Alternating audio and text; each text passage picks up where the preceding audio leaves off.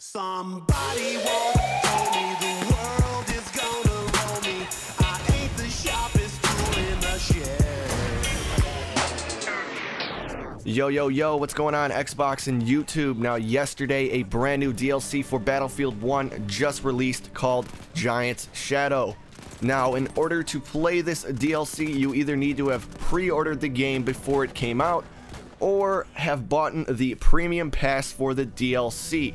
Now, the rest of you guys will be able to play the Giant's Shadow DLC on December 20th, so look out for that. But Giant's Shadow is based on the Battle of Selly, and it is a layout that includes a giant crashed airship. The map is set along the Katsu Wasingi Railway and includes open ground and river banks. Now, that makes it sound really interesting, but in my own personal experience, it kind of seems like a really cool layout.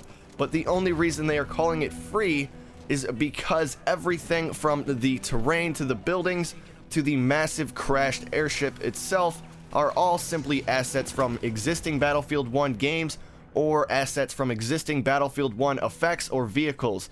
So realistically, the entire Giant's Shadow DLC map was created with things that we have all already seen within Battlefield 1 on existing multiplayer maps, or maybe even within campaign.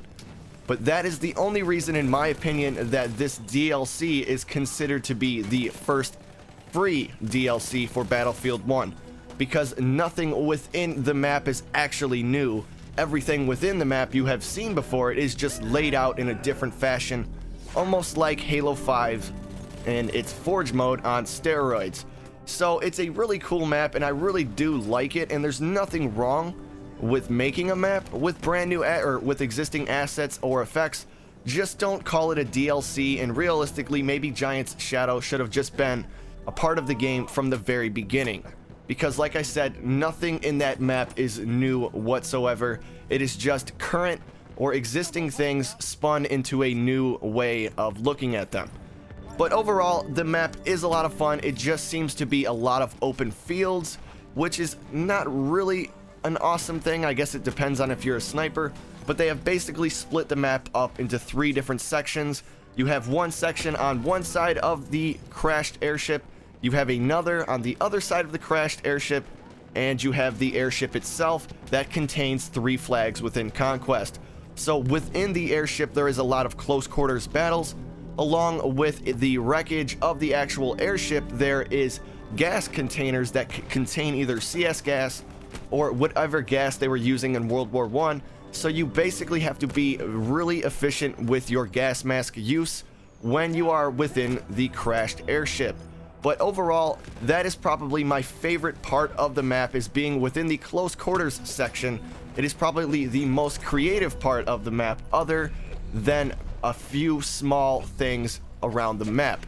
But overall, it is a ton of fun, and for free, I guess, what do you want? But if you pre-ordered the game, you didn't get it for free, you just paid for it early. But I do enjoy it, and the more the merrier, because God knows Battlefield needs way more than just maps at this point.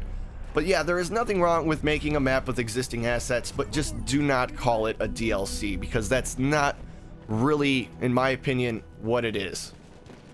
But we also have some brand new tweaks to the game, such as the bomber planes, and the other planes have actually got some tuning, and they fixed one of my biggest pet peeves with the plane.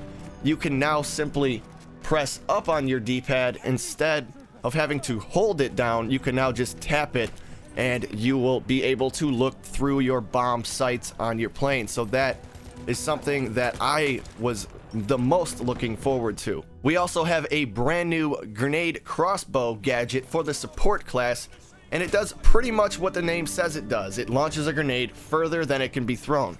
Now, some people are saying that this grenade launcher is OP, but I personally, maybe I'm using it wrong, but it does not seem to be overpowered in my opinion. I believe there are 2 different versions, one being a high explosive and one of them either being gas or smoke. I cannot remember off the top of my head. A lot of the games seem to be designing their maps like this though nowadays. It's, like I said earlier, almost like a Halo 5 mode, Forge mode on steroids. So it's a cool way of making maps, but I just think it's a lazy way of making maps.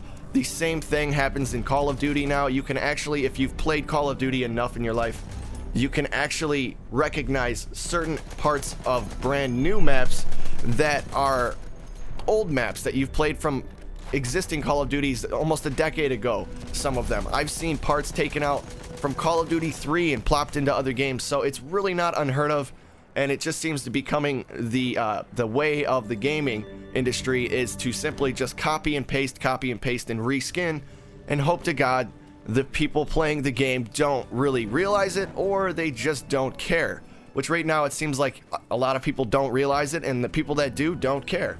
But in my opinion, I think it's a lazy way of making maps and designing games. But on to the weather. The weather effects consist of basically the fog and rain, and crashed throughout the airship, like I was saying earlier, are some gas containers that have basically broke open or are leaking. So you have to be really mindful where you walk and when you use your gas mask. So gas mask efficiency is a must on this map, or you can just do tons of sniping because the map is totally wide open, and from certain areas you can completely see pretty much everything. I enjoyed sniping probably the most, mainly because I just got the one-shot sniper, but I enjoy sniping a lot on this map. It reminds me of the other wide open map that has very little vehicles. But the title update will also introduce a spectator mode to the game. Spectator mode will offer first and third person view camera views of everyone on the battlefield, plus a bird's eye view of the map or a free cam to move anywhere on it. EA Dice says spectator mode will be useful for community created videos with camera filters, depth of field options, and movable third person cameras. So if you are one of the people that loves to make amazing montages, this is nothing but good news for you. You will be able to get all of those really gnarly cinematic shots that everybody really takes a lot of time on doing, which if you just go Google or YouTube search those types of videos, they are really amazing. Some of the things people can do with spectator mode in almost any game for that matter. But guys, that is the brand new DLC called what the hell is it called now? Called Giant's Shadow. And if I've opened any of your guys' perspectives on this new DLC and kind of how it's really nothing to go out and buy a DLC for, or to go out and buy the premium pass, I would not recommend doing that whatsoever. Just wait to the 20th and play it for free like any normal human being would do.